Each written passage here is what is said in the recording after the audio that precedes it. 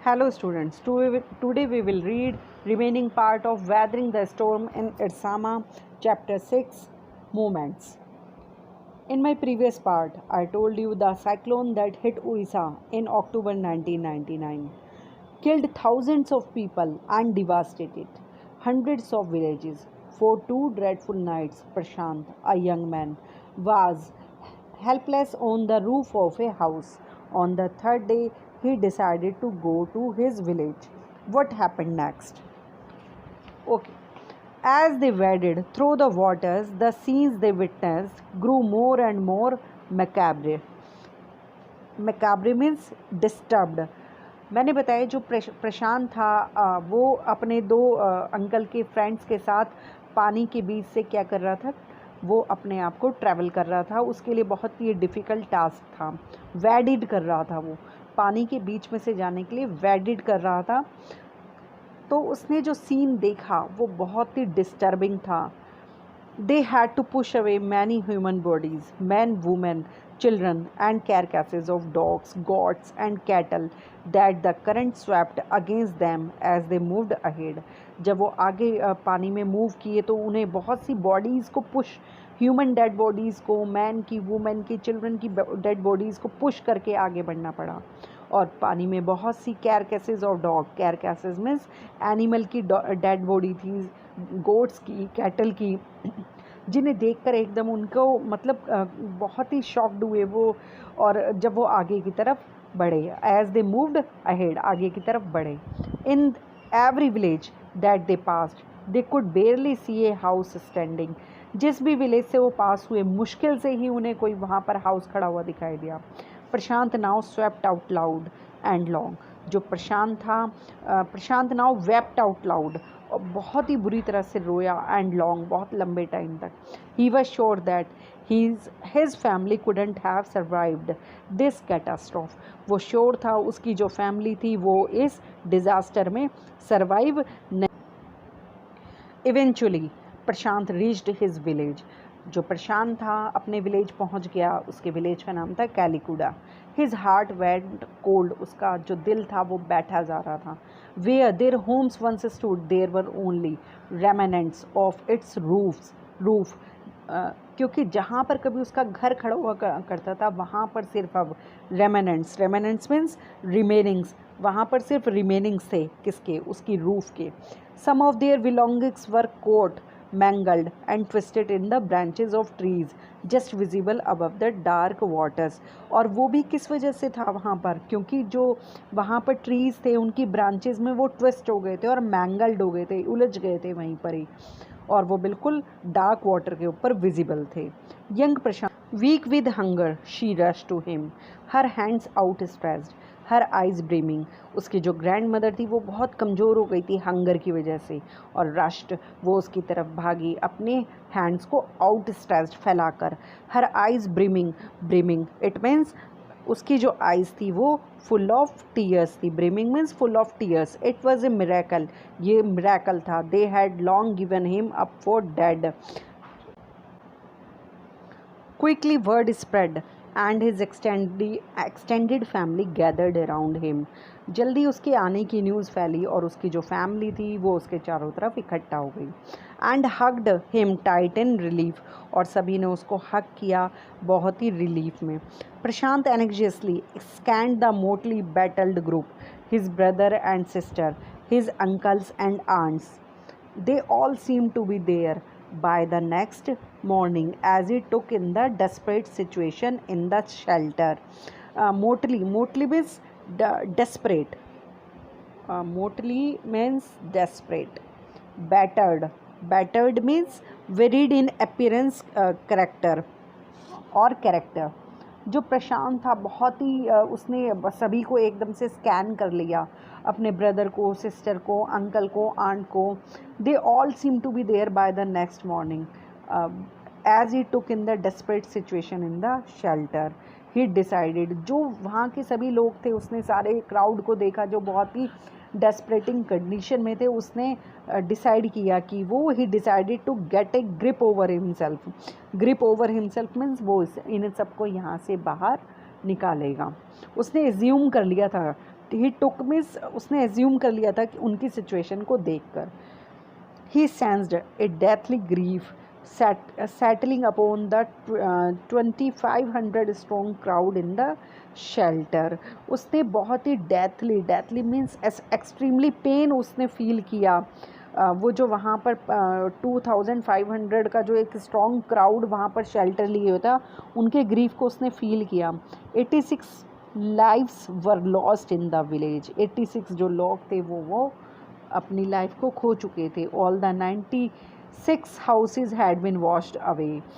जो वहाँ पर 96 हाउसेज थे वो washed away means gushed with water, वो वाटर के साथ बह गए थे। It was there 4th day at the shelter. वहाँ पर उन सभी लोगों का ये 4th डे था। So for they had survived on green coconuts. अभी तक तो वो किस पर सर्वाइव कर रहे थे, वहाँ ग्रीन कोकोनट्स थे, उन्हें खाकर वो सर्वाइव कर रहे थे। But there were too few to go around such a tumult of people. लेकिन ट्यूमुल्ट मीन्स वो जो एक अप्रोरिंग जो डिसऑर्डरली क्राउड फोर्स था ना, वो वहाँ पर अप्रोर हो रहा था। मतलब जो वो भीड़ थी अब वो वहाँ पर एनॉयड हो रही थी, मतलब वहाँ रहते हुए अब उन्हें थोड़ा सा वो एग्रेशन में आ रही थी। Prashant all of 19 years decided to step in as leader of his village. जो प्रशांत है और बाकी जो 9 ईयर्स ओल्ड जो बच्चे थे, उन्होंने डिसाइड किया, जो यूथ थे और जो एल्डर्स थे उन्होंने डिसाइड किया कि वो अपने विलेज को लीडरशिप में अपने जो विलेज को आगे अपने विलेज की हेल्प करेंगे। He organized a group of youths and elders to jointly pressurize the merchant once again to part with his rice। जो उन्होंने एक ग्रुप को ऑर्गेनाइज़ किया और जो यूथ और एल्डर्स थे, इट मीन्स जो वहाँ के जो 19 ईयर्स और उससे अबव के जो बॉयज़ थे और जो एल्डर्स, उन्होंने जॉइंटली वो मिलकर किसको प्रेशराइज़ करेंगे, मर्चेंट को। मर्चेंट जो को क्या देता है, राइस देता है। The time the delegation succeeded and returned triumphantly wading through the receding waters with food for the entire shelter। क्योंकि उन्हें काफ़ी दिन हो गए थे वो कोकोनट खाते हुए और वो बहुत ज़्यादा क्या हो गए थे, एनॉयड हो गए थे। तो इस टाइम उन्होंने डिसाइड किया कि वो राइस के लिए मर्चेंट को प्रेशराइज़ करेंगे।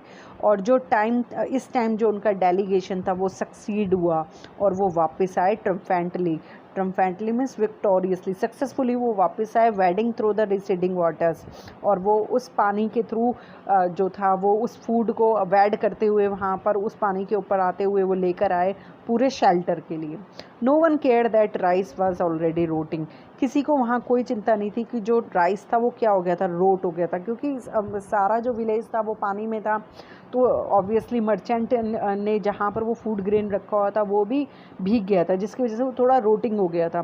बट किसी को कोई केयर नहीं थी कि वो रोटिंग था। Branches from fallen trees were gathered to light a reluctant and slow fire. उसको कुक करने के लिए ब्रांचेस को इकट्ठा किया गया, कलेक्ट किया गया, जो ट्रीज़ गिरे हुए थे। और बहुत ही जो वहाँ की जो वुड थी वो भी क्या हो गई थी, गीली हो गई थी, जिसकी वजह से रेलुक्टेंट, इट मीन्स उसे भी जो हेजिटेंट, रेलुक्टेंट मीन्स हेजिटेंट थी, मतलब फायर भी इजीली नहीं, जो फायर थी वो इजीली नहीं हो रही थी, बल्कि वो भी बहुत मुश्किल से जल रही थी। On which to cook the rice, और उसके ऊपर राइस को पकाने के लिए रख दिया गया। For the first time in 4 days the survivors at the cyclone shelter were able to fit their bellies. और 4 दिन बाद जो शेल्टर में लोग थे, सर्वाइवर्स थे, वो सक्सेसफुल हो पाए थे अपनी बैलीज में स्टमक को फिल करने के लिए। His next task was to organize a team of youth volunteers to clean the shelter of filth, urine, vomit and floating carcasses, and to tend to the wounds and fractures of many who had been injured।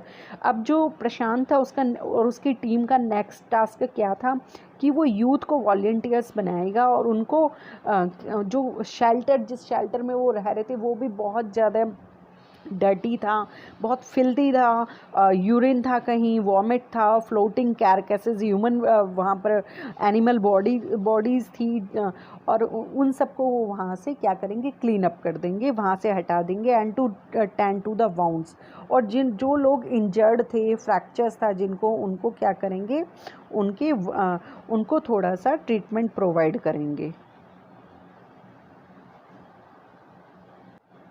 On the fifth day, a military helicopter flew over the shelter and dropped some food parcels. Fifth day को एक जो military helicopter, आपने सुना ही होगा जब ऐसे disaster आते हैं तो गवर्नमेंट की तरफ से जो हेलीकॉप्टर्स से उन्हें फूड प्रोवाइड किया जाता है, तो कुछ जो हेलीकॉप्टर्स में फूड पार्सल्स जो है वो प्रोवाइड किए गए लोगों को फिफ्थ डे वाले दिन. इट दैन डिडंट रिटर्न, और फिफ्थ डे उसने खाने को प्रोवाइड किया हेलीकॉप्टर ने, बट उसके बाद वो नहीं आया. The youth task force gathered empty utensils from the shelter. जो यूथ जो लीडर्स थे उन्होंने अपने शेल्टर में से सारे यूटेंसिल्स को, सारे जो बर्तन थे उन्हें इकट्ठा किया. Then they deputed the children to lie in the sand left by the waters around the shelter with these utensils on their stomachs to communicate to the passing helicopters that they were hungry. तो इसके लिए उन्होंने क्या करा, उन्होंने वहाँ पर उन्होंने अपना मैसेज कन्वे करने के लिए जो बच्चे थे उन्हें सैंड पर लिटा दिया और उनके पेट के ऊपर उस यूटेंसिल को रख दिया. वो अपना ये मैसेज कन्वे करना चाहते थे कि वो क्या हैं, they are hungry. The message got through and after that the helicopter made regular rounds of the shelter air dropping food and other basic needs. और उस दिन के बाद से जो हेलीकॉप्टर, जो मैसेज था उनका कन्वे हुआ जो गवर्नमेंट थी वहाँ तक, और जो उसके बाद जो हेलीकॉप्टर्स थे वो डेली आते थे और डेली उस पर से फूड जो थे वो ड्रॉप करते थे, और जो बाकी बेसिक नीड्स की जो चीज़ें होती थी उन्हें भी वो ड्रॉप करते थे. Prashant found that a large number of children had been orphaned. Prashant ने नोटिस किया, मैंने बताया था कि बहुत सारी जो लाइफ थी वो क्या हो गई थी, दे हैड लॉस्ट. वो बहुत से जो पर्सन थे वो इस डिज़ास्टर में उनकी डेथ हो गई थी. तो बहुत से जो बच्चे थे वो ऑर्फन्ड हुए थे, अनाथ हो गए थे. He brought them together and put up A polythene sheet shelter for them. वो उसने सब बच्चों को इकट्ठा किया और उनके लिए पॉलीथीन शीट से शेल्टर तैयार किया. Women were mobilized to look after them. जो वुमन थी उन्हें वहाँ पर उनकी ड्यूटी लगाई गई कि वो उनकी देखभाल करेंगे, while the man secured food and materials for the shelter. और जो वहाँ के मैन थे वो उनके लिए फूड मटीरियल और शेल्टर को कलेक्ट करेंगे. As the weeks passed, Prashant was quick to recognize that the women and children were sinking deeper and deeper in the grief.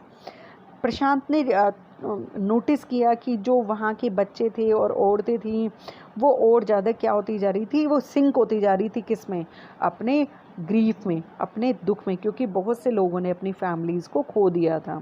He persuaded the women to start working in the food for work programme started by an NGO.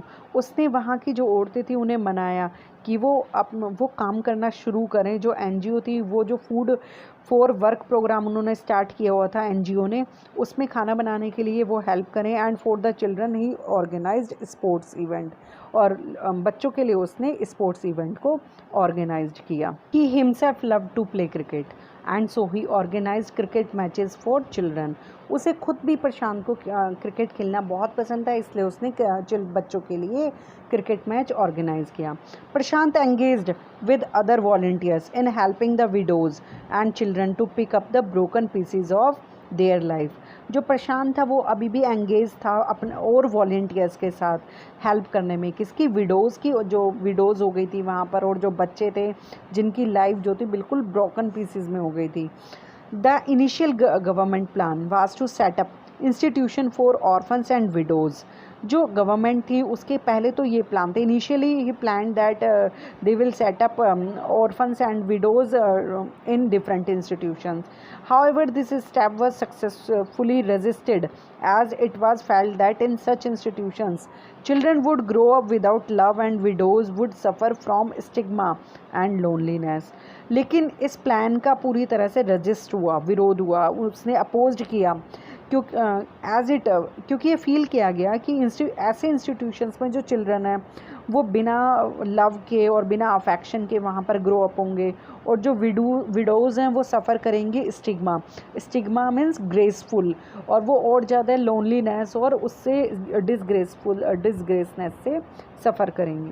Prashant group believed orphans should be resettled in their own community itself, possibly in new foster families made up of childless widows and children without adult care. प्रशांत का जो group था वो believe करता था कि orphan जो थे दोबारा से उन्हें क्या होना चाहिए, रीसेटल्ड होना चाहिए अपनी ही कम्युनिटी में, अपनी possibly new foster families means those provide shelter to the orphan. तो उस जो इस तरह की फैमिलीज़ हैं वो बच्चों को की केयर के लिए वो उनकी केयर कर सकती थी, जिसमें जो चाइल्डलेस विडोज़ थी और चिल्ड्रन विदाउट, वो बच्चे शामिल थे जिनकी केयर करने वाला कोई नहीं था। It is 6 months after the devastation of the super cyclone. This time Prashant wounded spirit has healed simply because he had no time to bother about his own pain.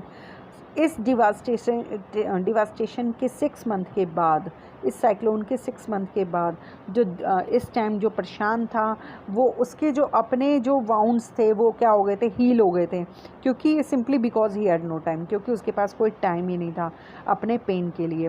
His handsome youthful face is what the widows and orphan children of his village seek out most in their darkest hour of grief.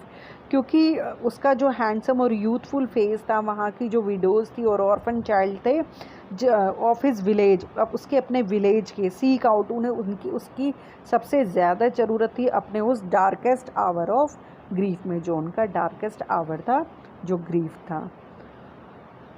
Okay students, you read about the natural disaster which spoiled the life of the village people, but how they overcome from this problem.